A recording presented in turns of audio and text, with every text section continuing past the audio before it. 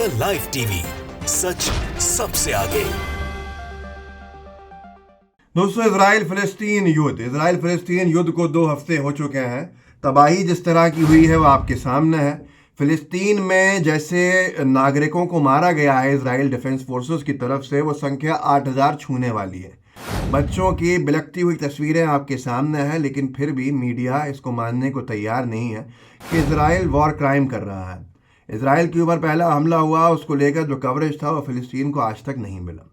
निंदनीय वो है कि जहाँ भी बेकसूर मारे गए, लेकिन अब फिलिस्तीन की तरफ से जो खबर आ रही है, जो वहाँ पर लड़ने वाले लड़ रहे हैं, उन्होंने ये दावा किया है कि इजराइल का जो न्यूक्लियर प्लांट है, जो न्यूक्लियर फैसिलिटी है, उसके ऊपर उन्होंने हमला किया है। पहले भी कहा जा रहा था कि न्यूक्लियर वेपन्स का इस्तेमाल जो है वो इस युद्ध में ना हो जाए, और दुनिया 2 हिस्सों में बंटती हुई भी दिख रही थी। लेकिन ये पीस टीवी ब्रेकिंग है, जिन्होंने लिखा है कि पीटीवी ब्रेकिंग करके पैलेस्टीनियन रेजिस्टेंस फाइटर्स से they have targeted Israel's Dimona nuclear weapons facility.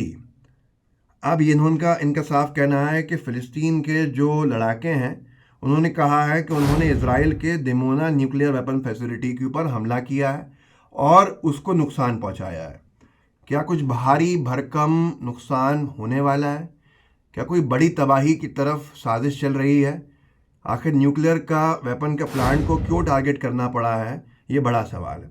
अनभक्तों को ज़रा सुना देता हूँ आपको। इजराइल के वहाँ न्यूक्लियर प्लांट पे हमला करने का दावा किया गया है फ़िलिस्तीन की तरफ से, लेकिन अनभक्तों का क्या हाल है और नफ़रत में कैसे डूबे हुए हैं, मैं आपको उसकी एक झलक दिखाता हूँ। इनको सिर्फ फ़िलिस्तीन में इसलिए लोगों को मरवाना है कि वो धर्म से किससे आते हैं, शायद उससे तकलीफ। अखिलेश त्रिपाठी करके एडवोकेट एक है, सोशल मीडिया ट्विटर पे। मैं नहीं जानता इस नफरतबाज छुड़वैया 2 रुपये के ट्रोल को, लेकिन ये वकील बताता है खुद को, वरिष्ठ अधिवक्ता सीनियर एडवोकेट बताता है अपने आप को, हाईकोर्ट इलाहाबाद समर्पित सनातनी मंदिर एवं गुरुकुल संरक्षण अभियान। इलाहाबाद का है ये नफरतबाज, जो भी ये उठाई गिरा अखिलेश त्रिपाठी एडवोकेट। इसने ट्वीट किया एक ट्वीट के ऊपर, जिसमें किसी ने, एक नरगिस ने एक महिला का दर्द लिखा था फ़िलिस्तीन को लेकर।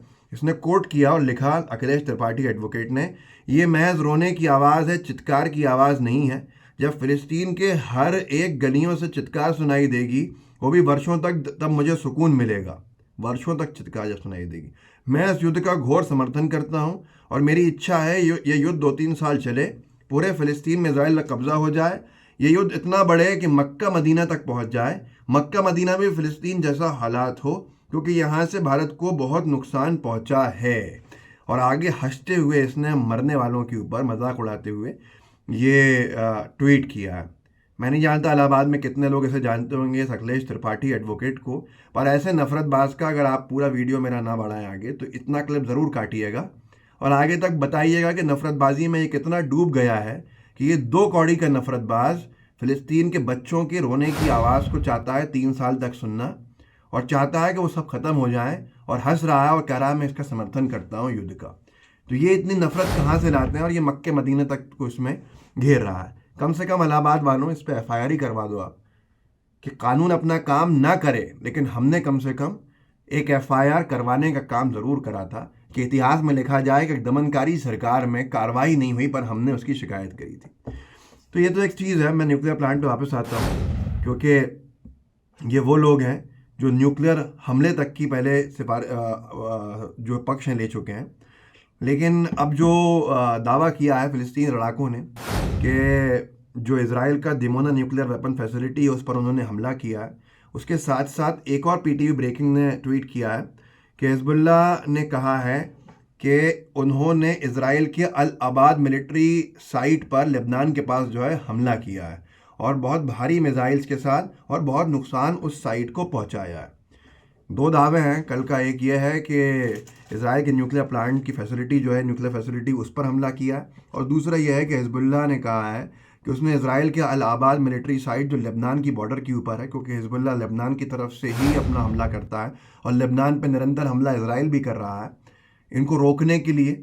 और हिजबुल्लाह का कहना है कि उन्होंने अल आबाद मिलिट्री साइट जो है इजराइल की ऑक्यूपाइड स्टेट की, उसको साइट पे, मिलिट्री साइट पे गाइडेड मिसाइल से बहुत भारी हमला करके नुकसान पहुंचाया है।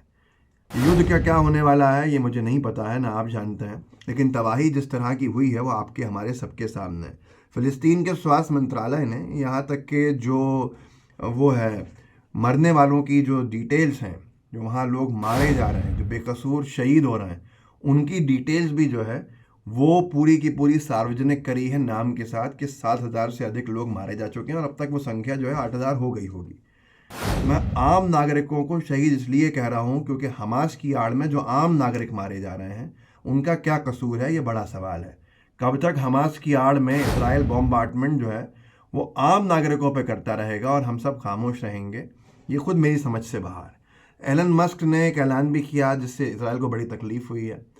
इजराइल ने मिसाइल दाग के फ़िलिस्तीन का गाज़ा पट्टी का जो इंटरनेट है उसको डाउन कर दिया है और उसको बर्बाद कर दिया है। इंटरनेट फैसिलिटी वहाँ पे कल से नहीं थी। लोगों ने टैग करा, मांग करी एलन मस्क से कि जो स्टार लिंक है उसकी सर्विसेज वहाँ पर दीजिए ताकि वहाँ इंटरनेट मिल सके लोगों को।